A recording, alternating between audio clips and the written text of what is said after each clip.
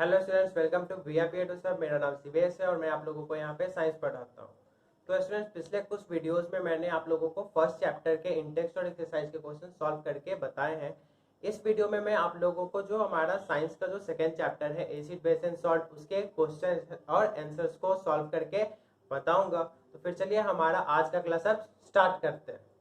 तो स्टूडेंट्स, इस वीडियो में हम जानेंगे सबसे पहले इंटेक्स्ट क्वेश्चंस के बारे में, यानी हमारे जो सेकेंड चैप्टर के जो इंटेक्स्ट क्वेश्चन है इस वीडियो में हम उनको सॉल्व करेंगे, उसके आंसर्स मैं आप लोगों को बताऊंगा।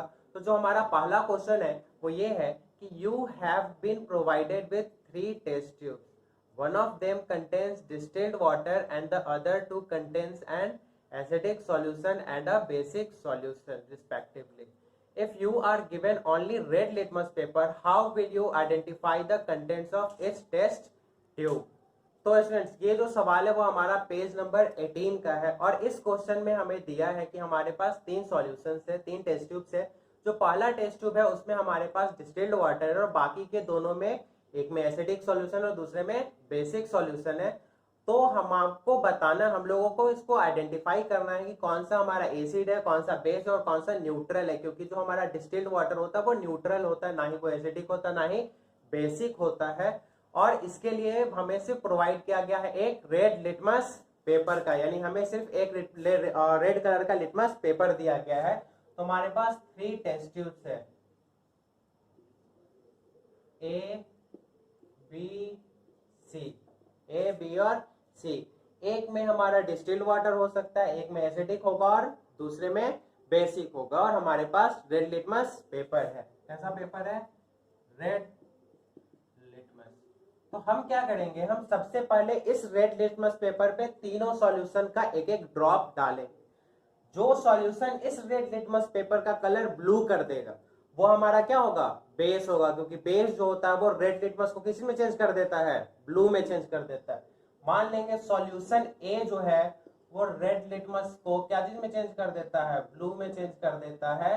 तो ए हमारा क्या हो जाएगा? बेस हो जाएगा। तो हमारा सॉल्यूशन ए बेस हो जाएगा। अब सॉल्यूशन ए तो एलिमिनेट हो गया, बी और सी में पहचानना है कि कौन सा एसिडिक है और कौन सा बेसिक है। तो उसके लिए हम क्या करेंगे कि ए को बी में भी मिक्स कर देंगे और ए को सी में भी मिक्स कर देंगे, यानी हम 2 नए सॉल्यूशन बना लेंगे। एक हो जाएगा ए प्लस बी और दूसरा होगा ए प्लस सी। अब इन दोनों सॉल्यूशंस का एक एक ड्रॉप हम इस रेड लिटमस पे डालें। तो अगर ए प्लस बी पे डालने पे जो रेड लिटमस का जो कलर है वो ब्लू में चेंज हो जाता है, यानी ए प्लस बी पे जो हमारा कंपाउंड है उसका नेचर कैसा है? बेसिक है। कैसा हो जाएगा नेचर? बेसिक। और ये तभी हो सकता है जब बेस को हम किसी सॉल्ट यानी न्यूट्रल सब्सटेंस में मिलाते हैं। तो बी हमारा क्या हो जाएगा? न्यूट्रल सब्सटेंस हो जाएगा, यानी ये हो जाएगा हमारा डिस्टिल्ड वाटर। डिस्टिल्ड वाटर होगा। तो बचा हमारे पास सी टेस्ट ट्यूब। तो सी टेस्ट ट्यूब में हमारे पास क्या रहेगा? एसिड होगा, और ये चेंज कलर नहीं करेगा क्योंकि एसिड और बेस आपस में रिएक्ट करते हैं और बनाते हैं सॉल्ट। न्यूट्रलाइजेशन रिएक्शन होता है, और जो सॉल्ट होते हैं न्यूट्रल होते हैं, उनका कोई भी इफेक्ट किसी भी लिटमस पेपर पे नहीं होता है। हमारा नेक्स्ट क्वेश्चन है पेज नंबर 22 पे, और उसका जो पहला सवाल है वो ये है कि why should curd and sour substances not be kept in brass and copper vessels. Curd या फिर कोई भी सार सब्सटेंस, खट्टा सब्सटेंस और दही किसी भी ब्रास या फिर मेटल के कंटेनर में हम लोग क्यों नहीं रखते? ब्रास और कॉपर के वेसल्स में हम लोग उसको क्यों नहीं स्टोर करते हैं? तो जो हमारा कर्ड होता है और सार सब्सटेंस होता है उन दोनों में मिलता है हमें एसिड। दोनों में क्या मिलेगा? हमें एसिड मिलेगा। और कॉपर और ब्रास वो होते हैं मेटल्स, वो होते हैं मेटल्स। कॉपर एंड ब्रास ये दोनों होते हैं मेटल्स। तो एसिड जब मेटल के साथ रिएक्ट करता है तो वो मेटल सॉल्ट बनाएगा, वो बनाएगा मेटल सॉल्ट। तो ये जो मेटल सॉल्ट होता है वो पॉइजनस हो सकता है, यानी हमारे हेल्थ के लिए ये हार्मफुल हो सकता है। इसका हमारे हेल्थ पे जो है वो बुरा असर पड़ेगा।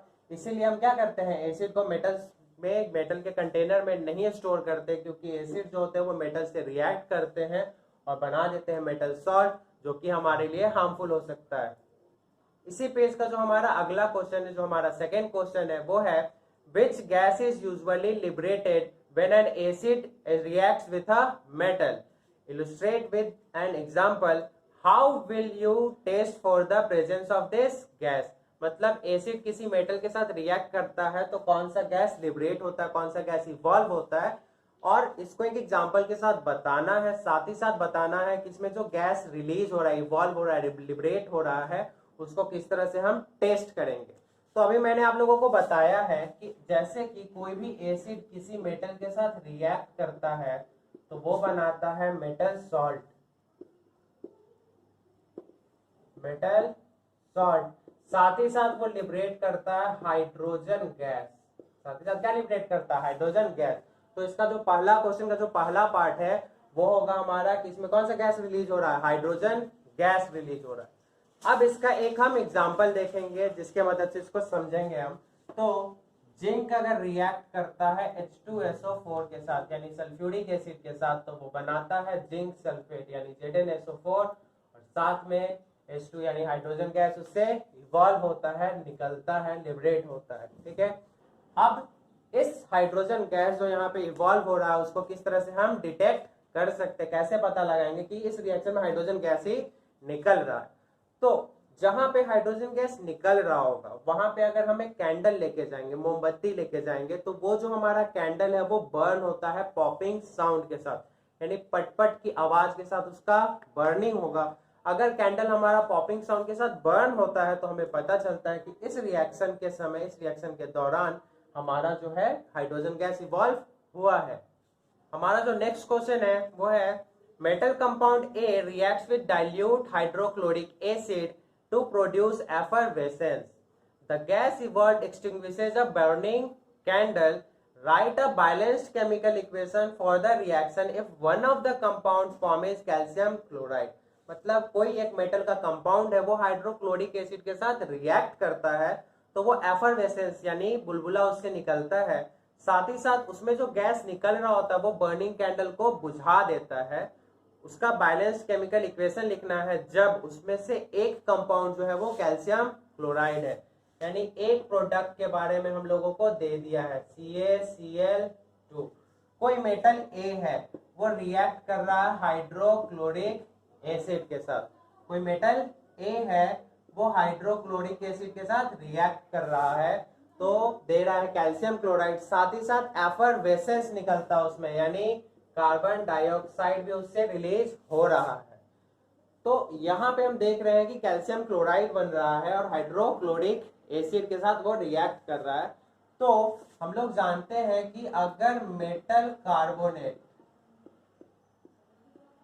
रिएक्ट करता है किसी एसिड के साथ तो वो बनाता है metal salt plus carbon dioxide plus water. तो हमारे प्रोडक्ट का एक कंपोनेंट वाटर भी होगा, H2O भी होगा।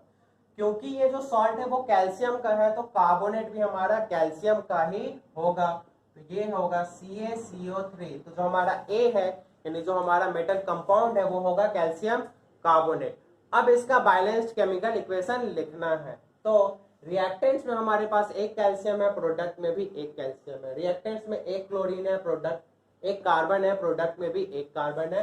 रिएक्टेंट्स में 3 ऑक्सीजन है, प्रोडक्ट में भी हमारे पास 3 ऑक्सीजन है।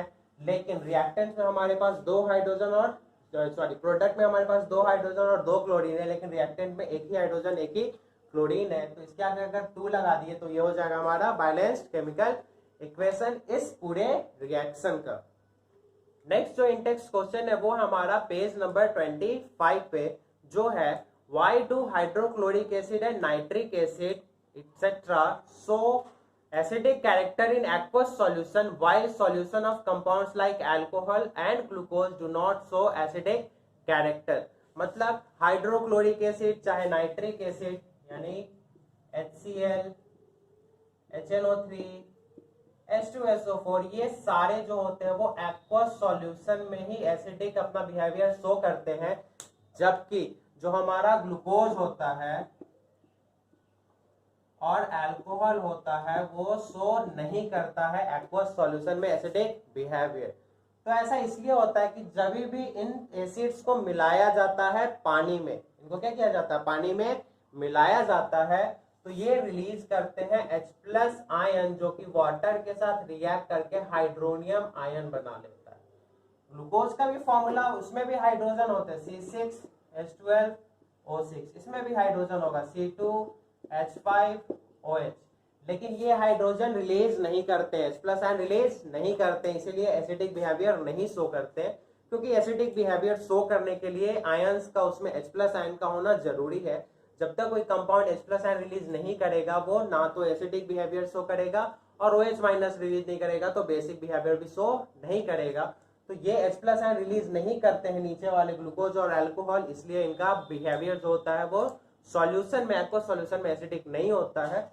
जबकि ये जो HCl है, HNO3 और H2SO4 है, ये एक्वस सॉल्यूशन में H+ आयन रिलीज करते हैं, हाइड्रोनियम आयन बनाते हैं, इसीलिए इनका बिहेवियर एसिडिक होता है। नेक्स्ट है किसी पेज का हमारा क्वेश्चन नंबर 2, जो है why does an aqueous solution of N acid conduct electricity. किसी भी एसिड का जो एक्वस सॉल्यूशन होता है वो हमारा इलेक्ट्रिसिटी कंडक्ट क्यों करता है। तो जैसा कि मैंने आप लोगों को बताया है कि जो एसिड्स होते हैं जब उनको पानी में मिलाया जाता है तो वो रिलीज करते हैं H+ आयन। तो हमारा जो एक्वस सॉल्यूशन है उसमें क्या आ गया है, आयंस आ गया है। So acid dissociates in water to form ions. जैसे मान लिए कि अगर हमने हाइड्रोक्लोरिक एसिड डाला है, HCl डाला, तो वो H+ और Cl- आयंस में उसका ब्रेकडाउन हो जाएगा, डिसोसिएट हो जाएगा, तो हमारे सॉल्यूशन में आयंस आ गए। अब जिस सॉल्यूशन में आयंस होते हैं वो सॉल्यूशन इलेक्ट्रिसिटी को कंडक्ट करता है, क्योंकि इलेक्ट्रिसिटी को कंडक्ट करने के लिए हमारे पास आयंस का होना जरूरी होता है। नेक्स्ट है हमारा क्वेश्चन नंबर 3, जो है why does dry HCl gas not change the colour of dry litmus paper. यानी हमारे पास HCl गैस है, हाइड्रोक्लोरिक एसिड का गैस है, ये होता है ड्राई, ये क्या होगा, ड्राई होगा। हम लोगों ने पढ़ा है कि जो हमारा कोई भी एसिड होता है वो H+ आयन तभी रिलीज करता है जब वो क्या चीज में होता है, एक्वस सॉल्यूशन में होता है। यानी अगर वो एक्वस नहीं होगा, कोई भी अगर एसिड होता है, अगर वो एक्वस नहीं होगा तो वो H+ का आयन का जो लूज करता है, डिसोसिएट करता है वाटर में, वो नहीं करेगा। तो वाटर में जब मिलाते हैं एसिड तभी वो H+ आयन रिलीज करता है। तो ये जो हमारा HCl गैस है वो क्या है, ड्राई है, यानी उसमें वाटर नहीं है, तो ये H+ आयन रिलीज नहीं करेगा। और जब ये H+ आयन रिलीज नहीं करेगा तो एसिडिक बिहेवियर ये शो नहीं करेगा। तो इस गैस को टेस्ट करने के लिए अगर हम ड्राई लिटमस पेपर का यूज करते हैं, ड्राई लिटमस पेपर का मतलब होता है ऐसा लिटमस पेपर जिसमें कोई वाटर कंटेंट ना हो, तो भी ये जो है हमारा वहां पे भी वाटर नहीं होगा। तो जब तक वाटर नहीं आएगा ये H+ आयन रिलीज नहीं करेगा, और H+ आयन ही होता है जो एसिडिक बिहेवियर शो करता है। तो इस गैस को हमको टेस्ट करने के लिए हम वैसे मीडियम का यूज करेंगे जो कैसा हो, थोड़ा सा भीगा हुआ हो, यानी वेट हो। जो हमारा लिटमस पेपर लेंगे वो हम कैसा होना चाहिए, हमारा भीगा होना चाहिए, ताकि वो टेस्ट कर सके इस HCl गैस को। तो किसी भी गैस के एसिडिटी और बेसिसिटी को जो हम डिटेक्ट करते हैं उसके लिए जो हम लिटमस पेपर लेते हैं वो हमारा ड्राई नहीं होता, वो वेट लिटमस पेपर होता है। हमारा क्वेश्चन नंबर 4 है while diluting an acid why is it recommended that the acid should be added to water and not water to the acid। Acid को डाइल्यूट करते समय ये हमें क्यों रिकमेंड किया जाता है, क्यों बोला जाता है कि एसिड को वाटर में ऐड करना है, वाटर को एसिड में नहीं ऐड करना। तो ये इसलिए बोला जाता है कि जो हमारा एसिड होता है और वाटर होता है, जब इन दोनों को मिलाया जाता है तो जो हमारा रिएक्शन होता है वो होता है एक्सोथर्मिक, यानी लार्ज अमाउंट में हमारा हीट रिलीज होगा। तो एसिड और वाटर को जब मिलाएंगे, यानी जब हम एसिड में वाटर को डालेंगे तो एसिड बहुत ज्यादा वोलाटाइल होता है। ये बहुत ज्यादा क्या होता है, वोलाटाइल, यानी रिएक्टिव होता है।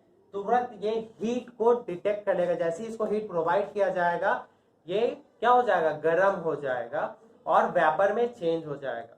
तो इतना ज्यादा एक्सोथर्मिक रिएक्शन होगा कि जिस कंटेनर में इसको रखा गया है वो कंटेनर भी क्या हो सकता है, ब्रेक हो सकता है, उसमें से एसिड बाहर स्प्लैश आउट हो सकता है, निकल सकता है। और अगर ये एसिड गैस में चेंज हो गया तो ये हमारे आंख में, नाक या हमारे बॉडी पे जा सकता है, जो कि हमको सीवियर बर्न कर सकता है। वहीं पे अगर हम वाटर में एसिड को डालेंगे, वाटर में एसिड को डालेंगे तभी भी ये एक्सोथर्मिक रिएक्शन ही होगा, लेकिन वाटर एसिड इतना वोलेटाइल नहीं होता है, ये जो हीट रिलीज होता है उस हीट को ये एब्जॉर्ब कर लेगा, यानी the heat release during this process is absorb by the water.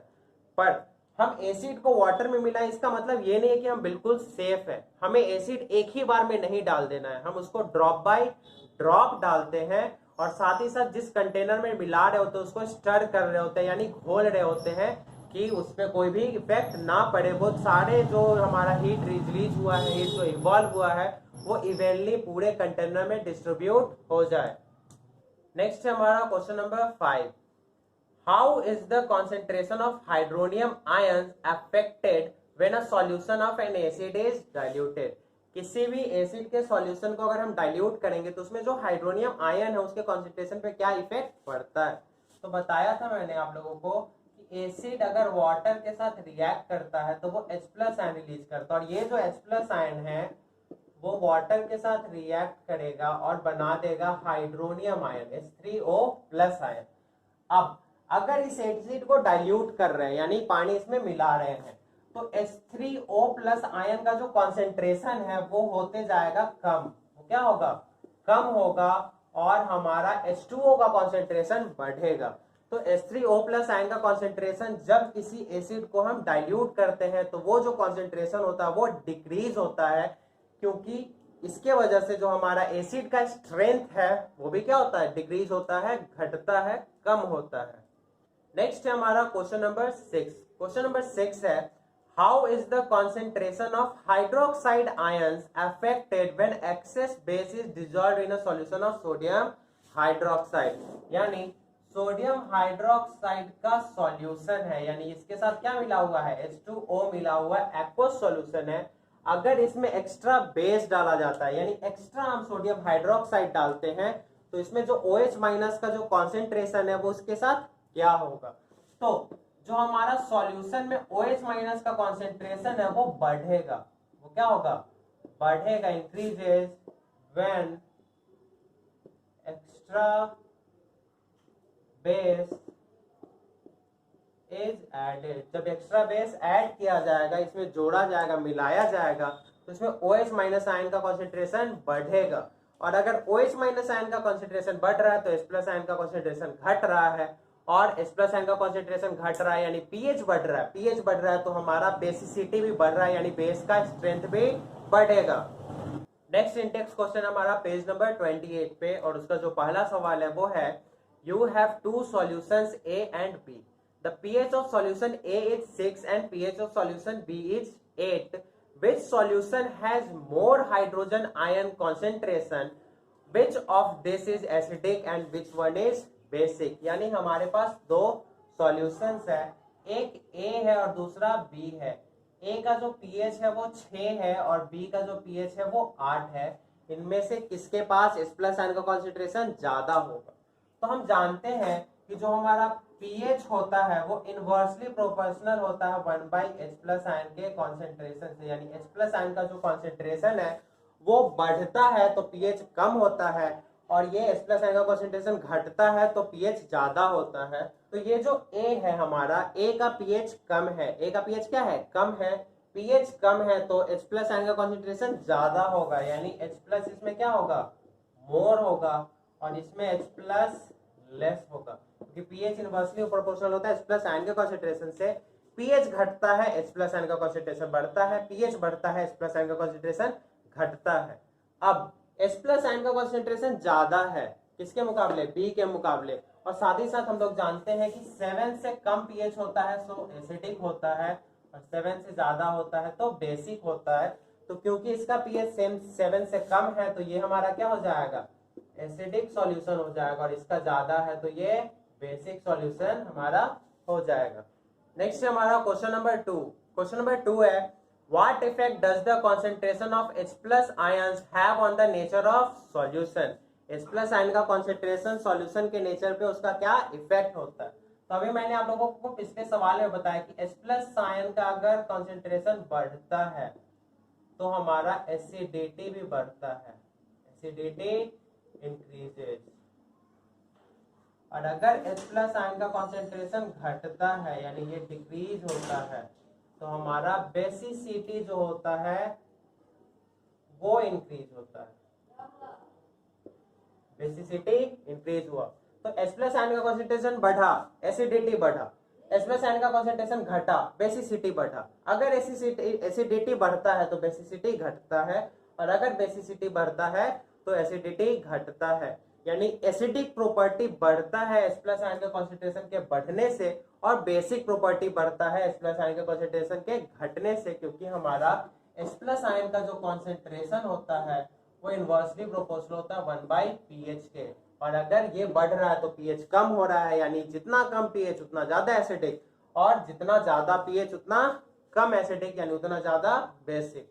Next हमारा question number 3, do basic solution also have H plus ions? If yes then why are they basic? यानी basic जो solution होता है क्या उनमें भी H plus ion का concentration होता है?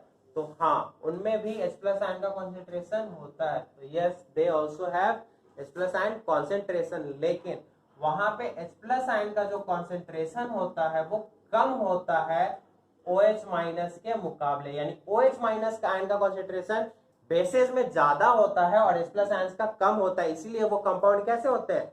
बेसिक होते हैं। तो हमारे कंपाउंड बेसिक है, क्या है? बेसिक है, क्योंकि उनमें H प्लस आयन का जो कॉन्सेंट्रेशन है वो कम होता है हमारे OH माइनस के कॉन्सेंट्रेशन से।